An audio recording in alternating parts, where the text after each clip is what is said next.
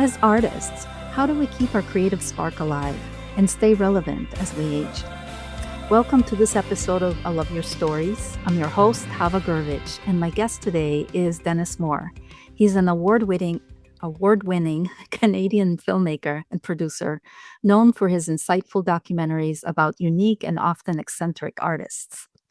Get ready for some compelling insights as Dennis shares his journey from the intricate process of actually getting a film made to the challenges and triumphs of working with a team. We'll also discuss how social media and the global pandemic impacted the industry and what the emerging world of AI means for the future of filmmaking and art as a whole. Welcome to the show, Dennis. Now, a quick word from our sponsor, and then we'll get right back to the show. When I started selling my art, I had absolutely no idea how to actually turn it into a business, a professional business. And then I came across art storefronts, and that was a game changer. I've been a customer now for years, and they've been instrumental in every way, every step of the way of helping me succeed.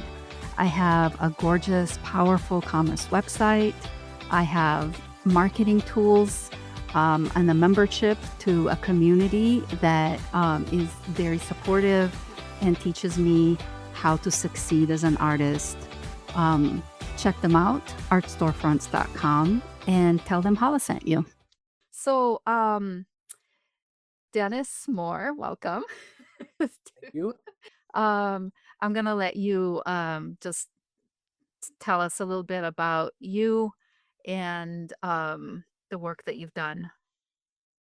Okay, well, it's great to actually talk to you, and I'm glad we didn't catch up beforehand, and it's been a while because we have a lot to talk about. Yes. And we're the same age, and we've kind of gone down the creative path our whole lives.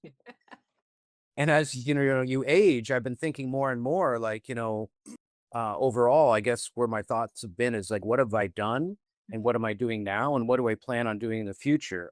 I've come to accept the fact that I'm kind of afflicted with being a creative person, specifically filmmaking. And in the past, I got into filmmaking, as a Super 8 filmmaker in public school. I always liked the technology. I like the creativity. And in fact, my whole life has followed that path naturally, I suppose. Like I'm employed by the Canadian Public Broadcasting Corporation as a technical specialist. I work, I would say, semi-professionally as a documentary filmmaker. So you have your own company. I do, and we produced some films together. And I started out working in documentary while I was at the CBC, and the two worked hand in hand. The technical and the creative aspect of it. So, I think what happened is that over the years, I never really felt like I wanted to be a Hollywood type filmmaker. I was interested in personal human stories. I was interested in other artists, and certainly iconoclasts, and certainly quirky Yeah. stories. And being from a border town, Windsor, I think I was always more interested in American stories. Yeah. And because I was kind of brought up that way, listening to more American stories, PBS, certainly CBC and the NFB in Canada. But I really was drawn to quirky characters, Americana. So let's go way back because I know there was a story you told me a long time ago when you were doing some work for the X Files. Can you? Yes. Oh, well, that's actually a good story. So while I was working during the dot-com boom and bust, I actually used my skills and technology, and I, actually I was always an entrepreneurial spirit. So I I really worked for startups back in the heyday. And my idea was with these startups where we worked, we kind of bridged creativity, technology, new media together. And we're hoping that, we're going to create this whole new media. So I started out in video game production in the 90s after film school. Then I went into new media as that evolved, and we try to bridge Hollywood productions with new media productions online.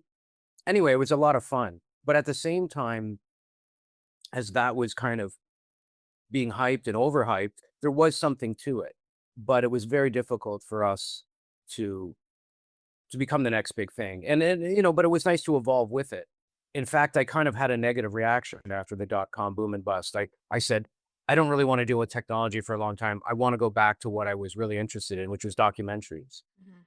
And so while I was unemployed after the games company and after the new media company, my friends and I decided we're going to go after this crazy story that's, dare I say, haunted us or fascinated us since uh, public school. And it was about a psychic photographer, Ted Sirios, and how he could imprint his mind on photographic film.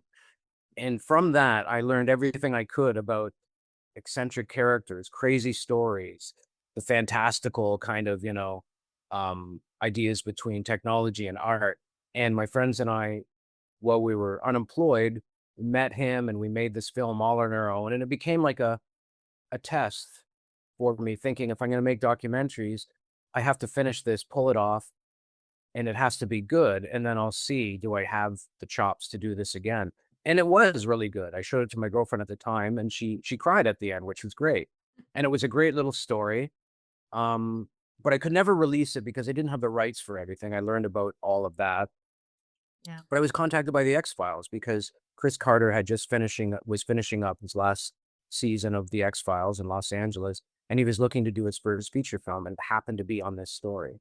So I was hired as a researcher and specialist, and I thought, well, this is a good use of all my time spent on this story Yeah. to kind of fold it into his research for whatever film he wanted to make on the subject. So I met with them and I worked with them for a while. And like any other story, it's very, very difficult for a film to get made. Yes. And very esoteric story. I wish he had made it, but it was quite difficult. Anyway, at the same time, the whole new media thing was taking off again, and I kind of went around with that, and I decided I'm just gonna work in technology and documentaries. And then eventually I ended up at CBC where I thought it would be good to know about broadcasting and really like the technical parts of things. And I still made documentaries there. So that's when I met you. I, you know, I had made my first documentary on a Canadian filmmaker, and that was a big success. Yeah, tell us And then about from that a little what's bit. that? Tell us a little bit about that, because that's when I met you, and it was such That's when you met me. So after making this little film about Ted Sirius and having a little foot in the Hollywood scene and seeing that, and actually having a foot in the Hollywood scene through our new media company that I worked for, even the video games company prior to that, I kind of got a taste for human stories, not kind of big stories. I don't know why, but I think maybe it was that psychic photographer, and I just liked the eccentric, singular, Mhm. iconoclastic characters. And anyway, I was always fascinated, and what started me off in filmmaking, experimental filmmaking in the early days, was this Canadian filmmaker, Arthur Lipsett. Fit the bill, like a Ted Sirius in a way.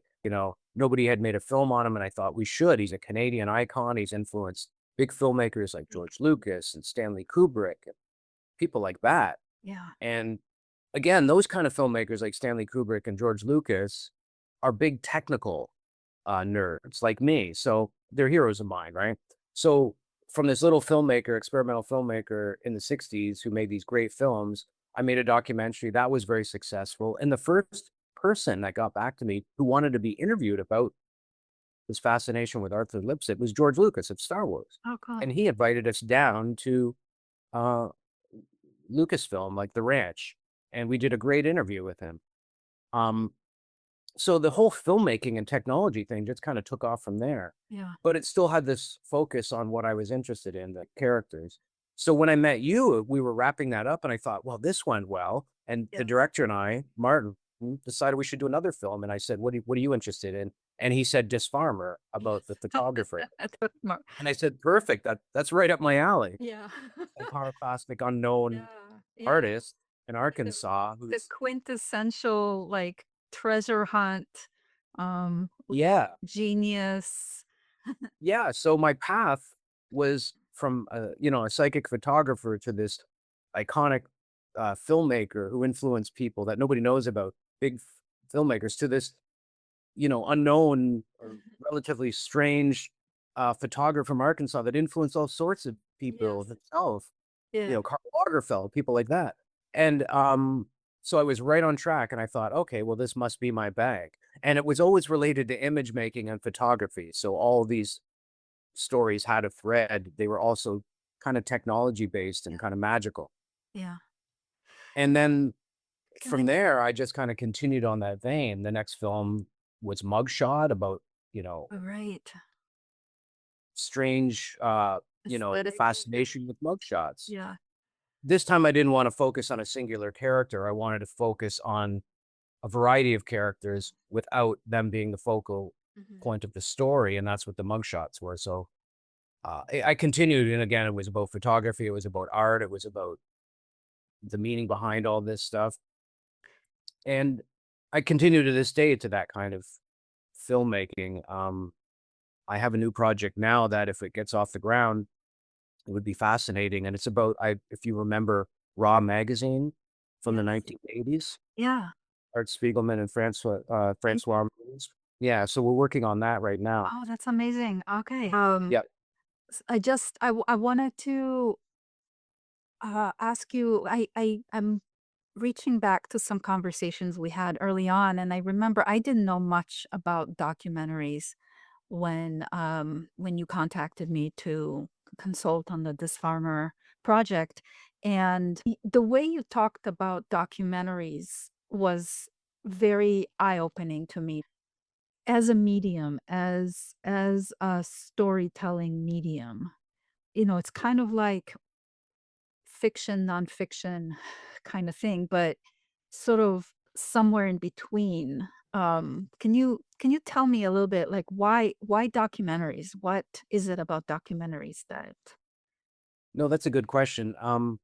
I like the reality. I like the fact that this is a true story, but the stories I do are so whacked out that, if you didn't see them for real, you think that, oh, I'm just telling tall tales. Right. And so truth is stranger than fiction. That's fascinating. Yeah. Um, I find it fascinating the chase more than anything else, going out and doing the research and meeting these people. And I love talking to people, figuring out everything I can about the story. And that's kind of how we became friends. Mhm.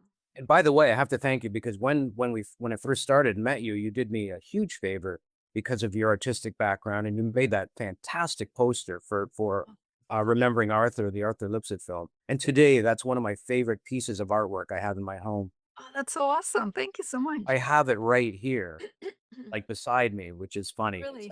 I love it. Oh, that's so I'm gonna bring it out and show you. Just hang on. okay.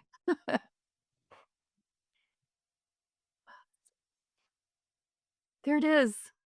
Oh, See? gosh. Yes. Isn't that wild? That Yeah. goes back to like when we first became friends. Yeah. Wow. With like a very early version of Photoshop. Yeah, exactly. Yeah, we also worked a little bit together on another documentary, at least the concept of a documentary, which was a lot of fun. Um, you you contacted me. What was it, like 7 years ago? I think. Yeah, just before the pandemics. And it was Yeah, 19. 19. Yeah. Um, to do a documentary about portraiture photography or portraiture, not just Yep. photography, but portraiture. That was really interesting because in this case, I had a chance to be sort of a co-producer on this or co-director or whatever you want to call it. Yep. I wasn't part of the story as I was with the Disfarmer project. I was part of the conceptual team and got to see all the sort of the inner workings of what it's like to, work as a team on a Yep. concept and, watching it go from, like, just a conversation we had and then have it slowly evolve into a bigger concept and a bigger concept, and, like, when I make art, I work alone. All the decisions are made by me, which is nice, but also can be really stressful. Filmmaking is rarely a one person show. So I'm wondering if you could talk about that difference. Um, Yeah, that's great. A literary nonfiction writer, can just go out like a flaneur or something and walk around and still think their own ideas and write their own ideas and create their own ideas. Filmmaking, it's very difficult not to make a film without a team structure, especially something a little bit more complex than just a smaller story. So there's a challenge of working together. There's a benefit. Like I couldn't make any of these films without you because your input shapes everything in the story. But the point is that it's a great process. No, you still have to like yourself, if you have a commission, you still have to answer to a commissioning editor. Mhm. And it does make it sometimes more difficult when you got to get the team on board and then sell the idea to the commissioning editor, take Yeah. their input back. So it's quite a balance, but I've always thrived on that as more of a producer where I've loved the financial, creative, Yeah. technical balance of it all, the complexity of figuring it all out. That I it think by the time we got to our portraiture documentary, we were quite attuned, one, working with each other, Yeah. and two, how we treated the subject and the crew. Yeah. Well, like, and at that point, what's I love is at the end of an interview, or we would discuss it. It would be well researched, of course. We would work together on where the story's going. We would have to juke and jive, depending on what people said, where the story's going to go next, and with the next interviewer, always circling back, always keeping an itinerary in our head. It's a juggle. But Yeah. one aspect I always really liked is, at the end of the interview, when you turn to the camera person and say, do you have any questions? Because they're seeing something a little bit different than you are, and they're listening. And then finally, you go to the audio person and you ask them, and they'll have a few questions that you've never thought about either. And I just love that, like the whole kind of wrap up where then you feel like you've had this complete observance of the subject. It's just a little aside, but I just remember we all worked very well together Yes, that we way. did.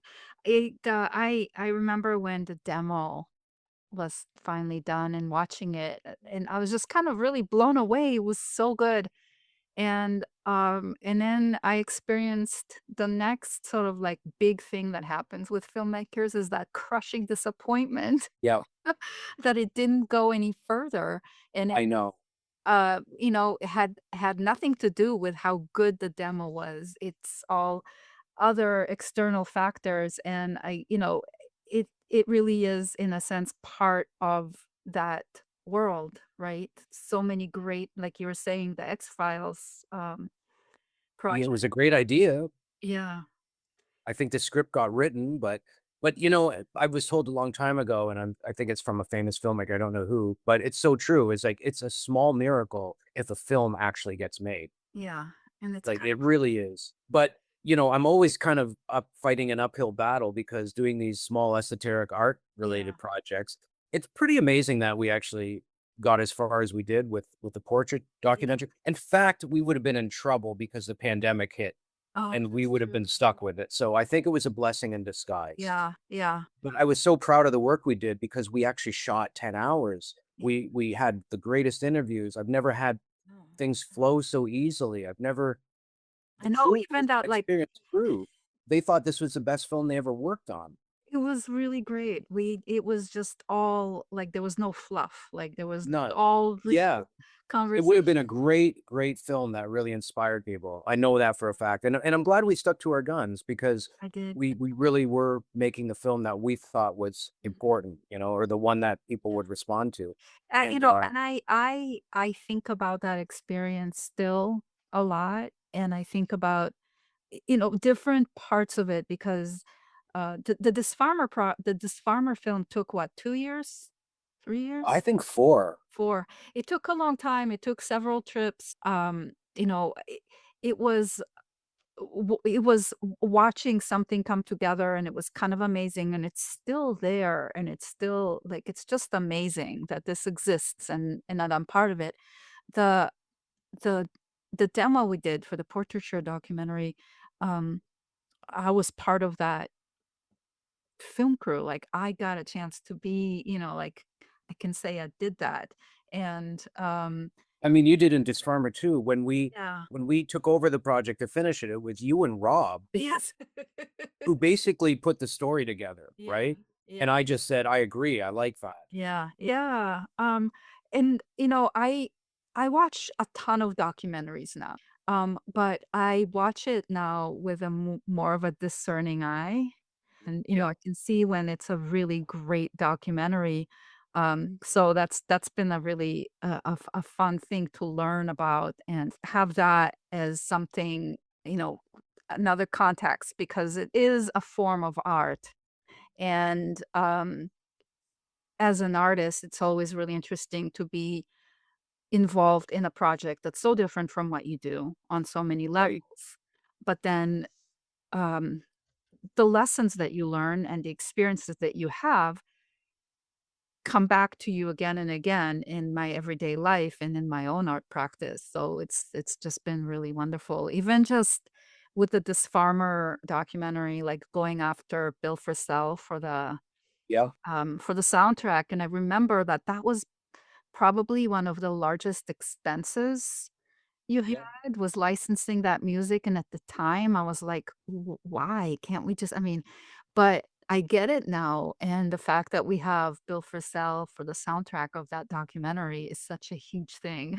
It's And awesome. the fact that he was doing his, album at the time and Yeah, Dan Hurlin doing his puppet show, yeah. I mean, it just seemed to kind of all come together. But It was a confluence of you remind me of another, like, incredible benefit of making these kinds of films that are about artists, that are interviewing and meeting new artists, is that I have made lifelong friends throughout yes. all these films, including you, and then they cross-pollinate, like, I'll go out and ask somebody, they'll say, "Hey, you know that person in your film? You should meet with them, and they're a graphic designer, and they'll work on this together," and it goes on and on and on. I'm still in touch with Bill Frisell, you know? It's That's crazy. amazing. Mhm. That's And a Dan Hurlin, yeah, like, so, I mean, I still like all these people, yeah. we shared something special, and so we're all still friends, we all still stay in touch, it's really incredible.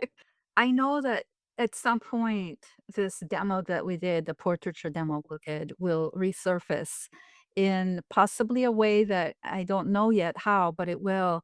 And so a couple of months ago, I got an email, so somebody who follows my art, and you know, he's redoing his home, and he's really excited to have some of my art in his home when he's Oh, great.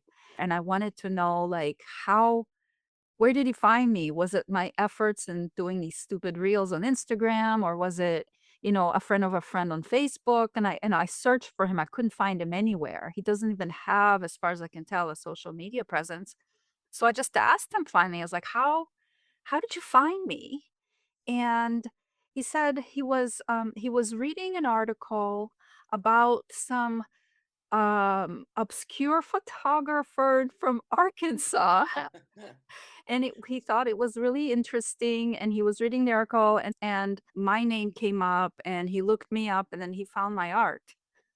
My you know, Amazing. but over the years, I still do get, occasional emails, about this farmer, and really grateful for that because, the project ended a long time ago, and as you know, when I was there, what I wanted to do myself, like, I always thought, like, "Oh, I'm gonna do some kind of a documentary project about this." Yeah, right. I It inspires people to had do that. no idea what, and then it got derailed with in other ways, so my involvement with this farmer would have just been forgotten if it wasn't for the documentary.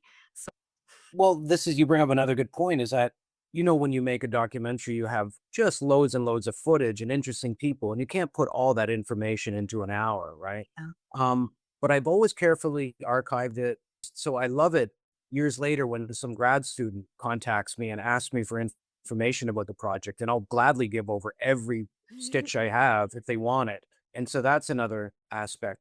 But I have you reminded me of the process, and there are only a few rules that I've learned to follow over the years.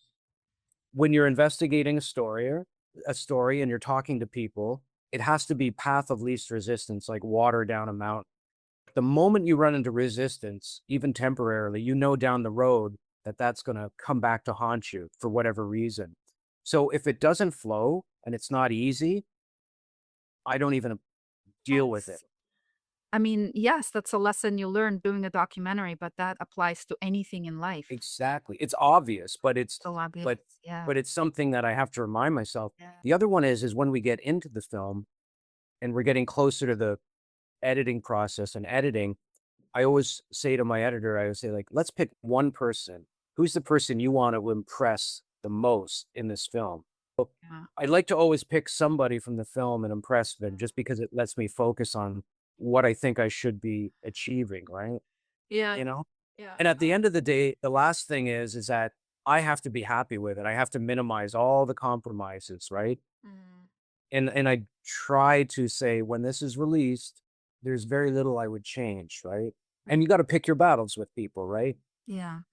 There's That's a little bit of good oh, I until remember that. I remember right up until the end, right? right up to the end.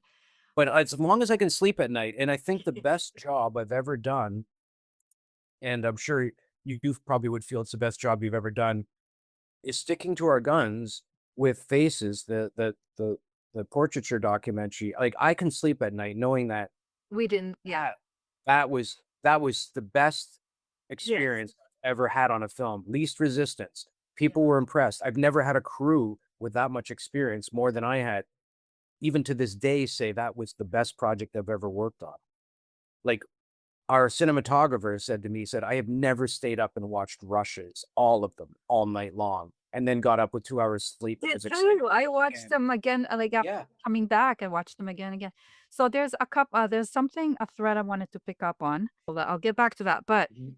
um, I wanted to ask something else, and this has been on my mind, and I know it's past your mind too. So, the Disfarmer film, for those listening who don't know anything about Michael Disfarmer, and this is relevant, he lived and died in a small town in Arkansas, um, and worked as a small town portraiture photographer from like the teens, 19 teens, like before the First World War, during the wars, in between the wars, and into the 50s. And he lived and died, and nobody thought much of it. Locals there enjoyed going getting their photos made. But beyond that, nobody knew who he was. And then he was sort of like, he had like a first discovery in the 70s. And that discovery got him this cult following within the art community because his portraits were really, really unique and really powerful. And there are some artists, big artists, Irving Penn being one of them, who was very much like inspired by this farmer's photographs. Um, and then fast forward to early 2000s when his work was rediscovered this time around, got the attention of a New York art collector and art dealers. And suddenly it became like a gold rush of like finding all these photographs, buying them up. And there were like two big exhibitions of his work in New York at the same time. There was all these articles about him, so within the art world, he just kind of exploded. And then, you contacted me. And when we started doing the documentary, as you said, the composer Bill Frisell was dedicated an entire album to being inspired by this farmer. There's this really amazing puppeteer, Dan Hurlin, who was also super inspired. And there's been several books, there's been several exhibitions since. Um, and it's continues to be he is now recognized within the, like, world of fine art photography as a master, as an American master.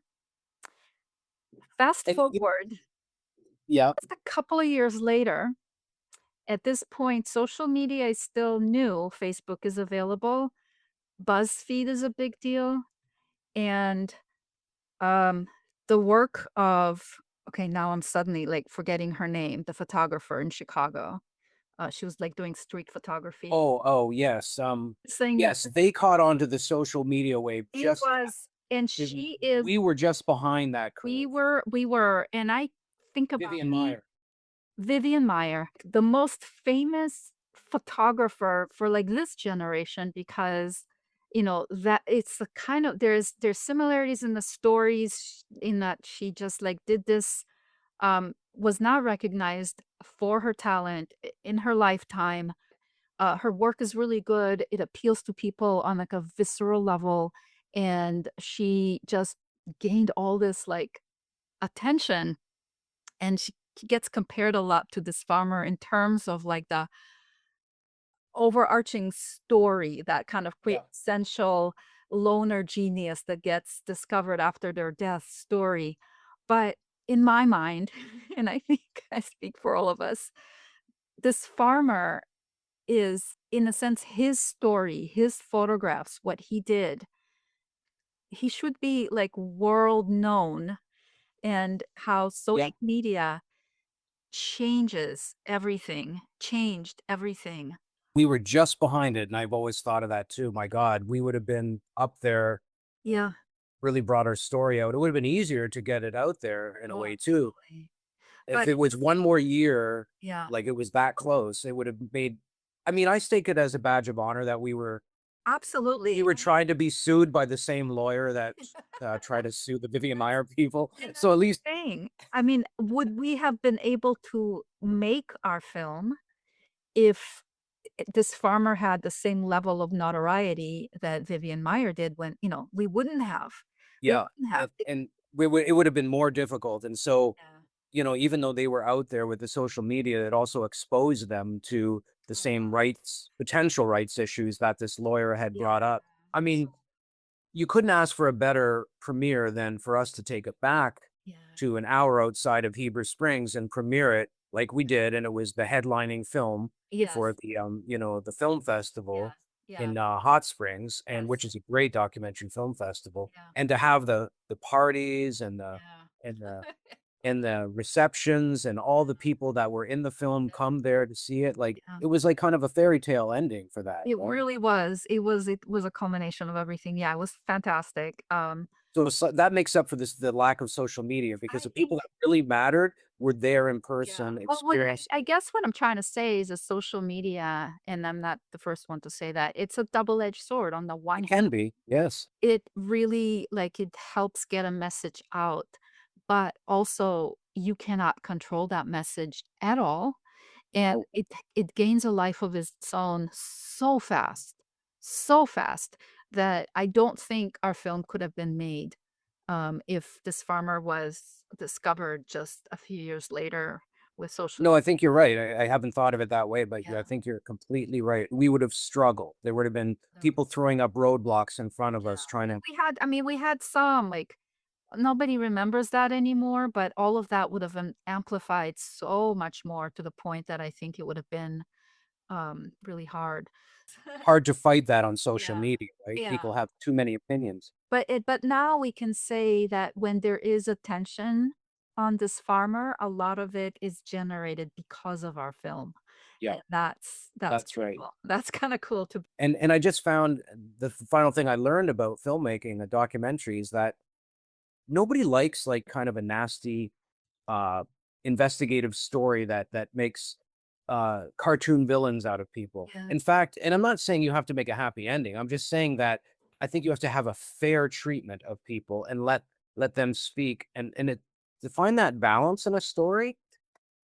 I've always thought that the final thing, the way I structure a film is I think of a multifaceted kind of diamond, and you just roll it over and over and over, hearing from all these people, yeah, and that helps shape the story. You may not get specific answers to things, but you can get as close as can be because of the people who are at the center of the story involved. And then you yeah, present that to an audience. And if you've done a genuine, honest job, people respond well to it, including the participants. And that I can sleep at night because all my films have, luckily, I've had a nice genuine experience with people and still do. And on the Disfarmer fact, get this. Next year will be 12 years that it's been on TV Ontario. They love that film. Mugshot's been on almost as long, so they consider Disfarmer to be one of the classic films on their network, and it's fantastic. still up there. That's Like, to amazing. have a film, they renew the contract, to have it for 12 years is really kind of unheard of, right? That's And it's amazing. still popular. Yeah, that's amazing. Which is really incredible with, especially with the story of this farmer, and I'm sure that's the case with your Arthur movie. And every documentary that you do is that basically you are now contributing to the, like, archive. Yes. Like, 50 years from now, when, this farmer is part of, like, the curriculum of American Masters, the information is gonna be gathered from this documentary. Um, Yeah. along with other sources. Let me get back My to biggest goal, by the way, of any documentary, I would go to my grave happily if I knew that Disfarmer was accepted into the Library of Congress. oh, that's That would be my ultimate goal ever. That's how nerdy I am. yeah. So one of the things that, as a documentarian, you are by definition an outsider Yep. looking in, telling a story.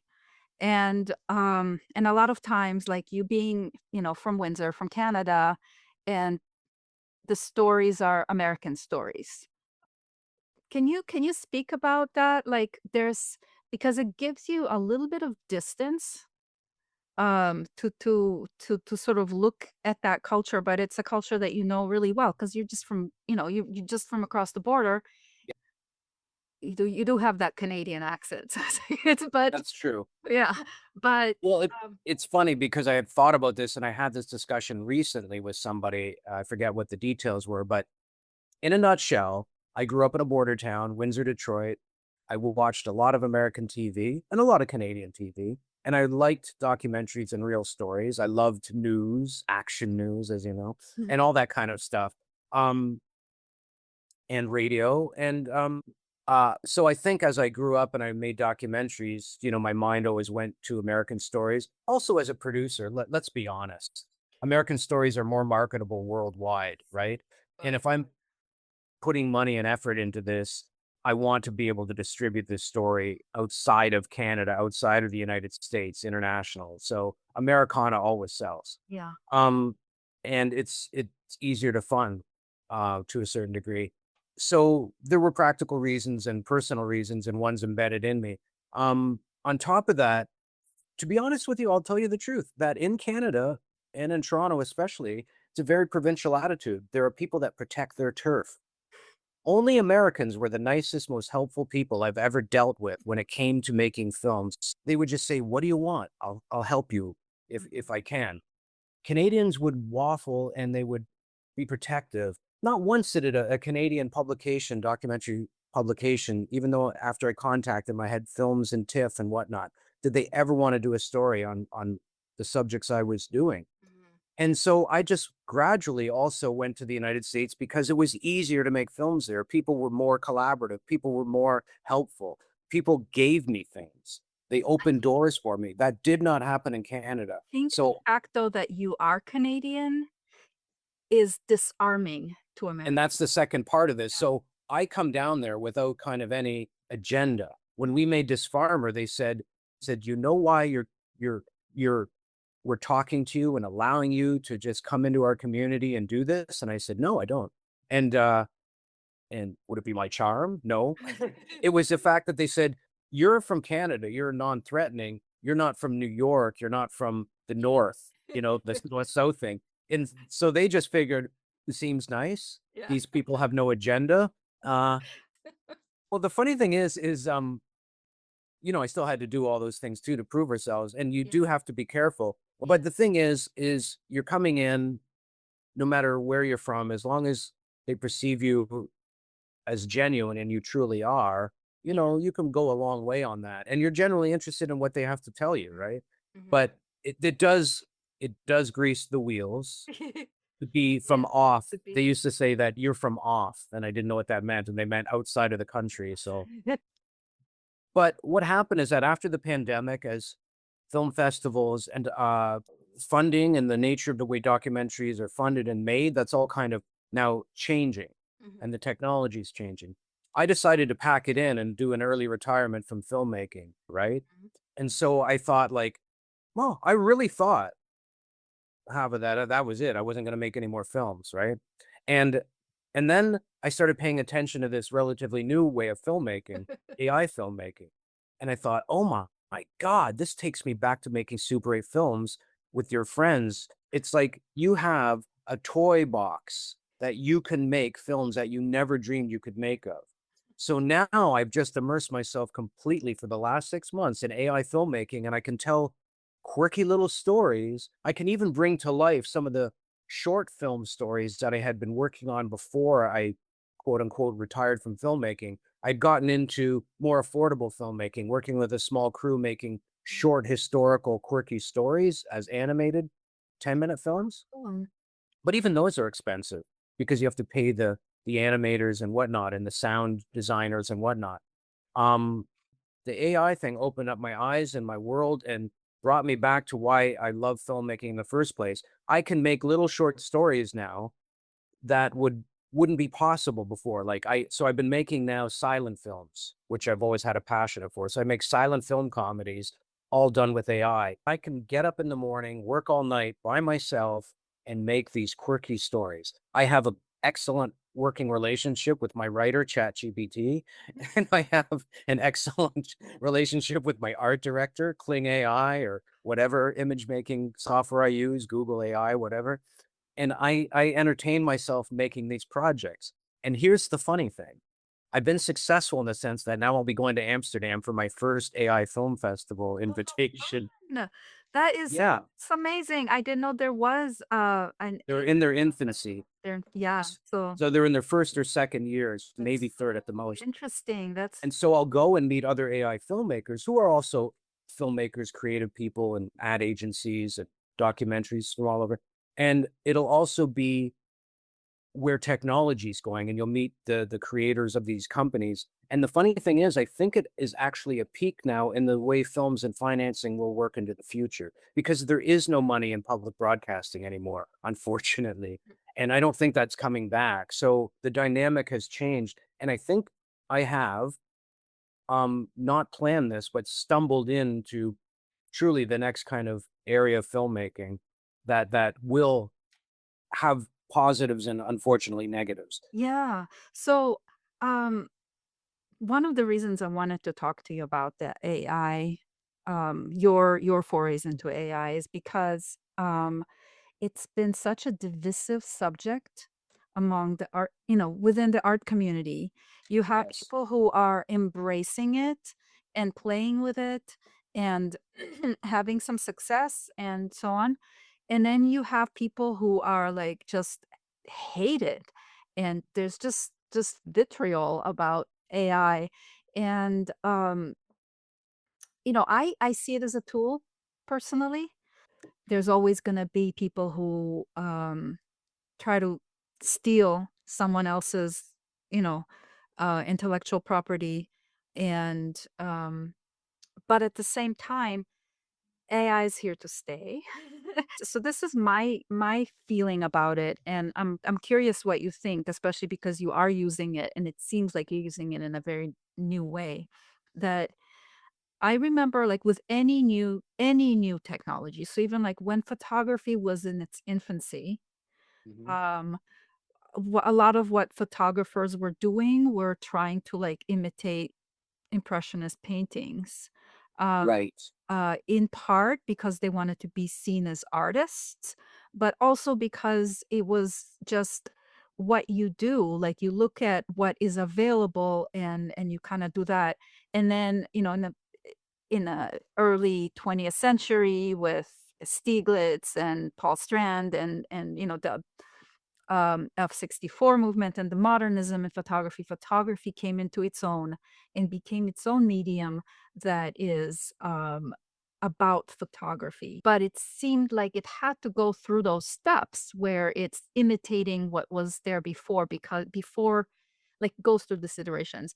And now we have AI, and especially because, with AI, like, you can give it some prompts, but a lot of what happens with AI happens behind the scenes. You don't know exactly what it's doing, but what it's done is collect all this information it has about photography, video, digital art, painting, and, documentaries, film, like all of this stuff.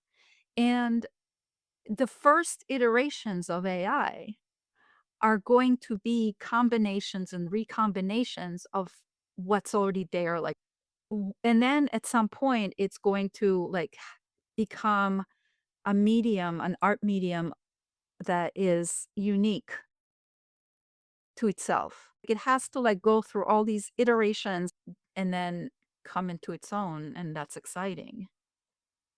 No, I think you made a great analogy between, when photography encroached on realism and then painting changed and then Yeah. photography, which was interesting enough, early on recognized that it has its own artistic Yes. abilities quite soon after that, 20 years after, say. Yeah. Yeah. Um, the difference with AI, though, is that it's you can't compare that. And I'm thinking beyond the box, like of art. AI is prevalent in everything now. It will replace writing, medical research, law research, everything. It's not just media is just a small aspect of it. Right. Right. And that didn't happen before in our history. Mm. Even comparing it to the Industrial Revolution would be a smidgen of what AI is capable of. I think we're on the verge of, dare I say, probably the last couple generations of humankind. Like, I don't see it like actually being beneficial to humans. I think it may help solve some problems. Like it could help speed up cancer research. I really believe that, or things like that. Um, it will certainly put a lot of people out of jobs. Mhm. What we do beyond that, I don't know. Mhm. Um, the fact that with art, it will eventually just eat it on its own self and regurgitate everything it's created. Um, I don't see like a positive outcome. Really? No. Oh, Um, I was expecting a different answer from you because you're enjoying it. I'm enjoying it, but it's because it's quirky and fun. At some point, from a filmmaking standpoint, the goal is to have anybody, whether they're creative or not, for lack of a better description, speak into a microphone and create a full length movie of what they want to see, Mm. or a cartoon or whatever. And it's actually getting closer to that faster than ever before. Then it's becomes a non-issue anymore. It's just like what is real and what isn't, and why do I need to watch these old movies? You'll still enjoy all the existing art and stuff, but Yeah. say you could create something yourself. Wake up in the morning and just want to make a screenplay or a play or a story that you like, and it's great. It's flawless and nobody can tell the difference. Well, what's the point of it anymore? What Yeah. I'm having a fun time working is the hacks and the workarounds. So I'm kind of doing a ha-ha with myself, playing around with See. the quirkiness of the medium for the time being until it gets better. I don't know what'll happen after. Now, on the commercial front, if you were doing television commercials or whatnot, it's getting closer to the fact that it'll be very soon. You'll never need to shoot a car, a real car anymore in a commercial, because AI has done such a great job of recreating that. It'll replace a lot of special effects um, in Hollywood movies that cost a fortune. Um, Yeah. and it already is being incorporated. The thing is that yes, you're right. It's here to stay. How we embrace it, how we use it, I don't know if there's an ethical way of dealing with it. I mean, okay, so I can't think of a way that AI could have made our Disfarmer movie better, for example. And I think in part, I think with documentaries, you still have to have like real people with real information that they're sharing that you don't know until you ask the question. Um, Good so question, I guess because part of like these streams now where people are offering courses in obviously like AI for advertising, AI for Hollywood filmmaking, AI for special effects, and AI for documentary really. is a big one. And simplest thing put, recreations or bringing the photos to life in a very Oh yeah. unique way. Okay, so it's You a could tool. Yeah. So I like to be an optimist. And I would say that similar, like maybe the scale is different. The scale, the global scale, and the speed with which it's evolving is different. But similar, portraiture photography daguerreotypes put traditional portrait artists out of business. Technology and progress is always going to do that. Um, I think it's really exciting that there are people who are taking AI seriously as a tool, as a creative tool, and seeing where it can go. And as you said, it's just still in its like infancy. So it's really exciting to see where it will go beyond producing perfect yeah. effects. Humanity does, we do adapt. My hope is that in a perfect world, like it frees up humanity to deal with things that only humanity can deal with. Um, Well, that's a good way of looking at it. and Well, hopefully it would lead to something positive, and it I, may I you don't feel like know. will I would like to think that it will. I would like to think that what we're seeing right now is a kind of break breakdown how things used to be. Um, at some point when anyone can make a car commercial with like special effects and everything looks just so amazing, and every movie has like super realistic dinosaurs and embryos and explosions, um, you know, we become desensitized to that, but what it does, it leads to something new. I feel like it's just taking over some things, but there's some part of, like, what makes us human that might come to the surface that's not there yet, that might come to the surface. And that's my optimistic hope. Well, that's a good one. I mean, it gives me hope, but on a personal level, like, kind of my last thoughts on all this is that when I bring it back to me personally, I'm I'm starting to become fascinated now that I'm approaching 60, is that, um can you be as creative as you once were when you were younger? Like, so as a creative person, as you age, I've been fascinated with, can you sustain and still make better and better work over the years? And AI played a little bit into this. Just when I thought like I couldn't really make newer documentaries and subjects that would compete with a new mindset of younger generations and how they consume and create stuff. Um, I think the AI also helped me. And this isn't about AI so much; it's about aging as an artist, is that, can you actually still be relevant and make good work until the day you die? On every level that I've experienced making a short little film is it satisfies and it's the same process as it is in real life. And that's what kind of scares me but excites me because I can get all that experience of filmmaking, sitting here in my pajamas. It's really wild that psychologically it's the same satisfaction. Again, I don't know where it's all going to go. I just find my creative process being so satisfied that it drives me forward. That's really what. And that's the best. That's a good place to end the interview.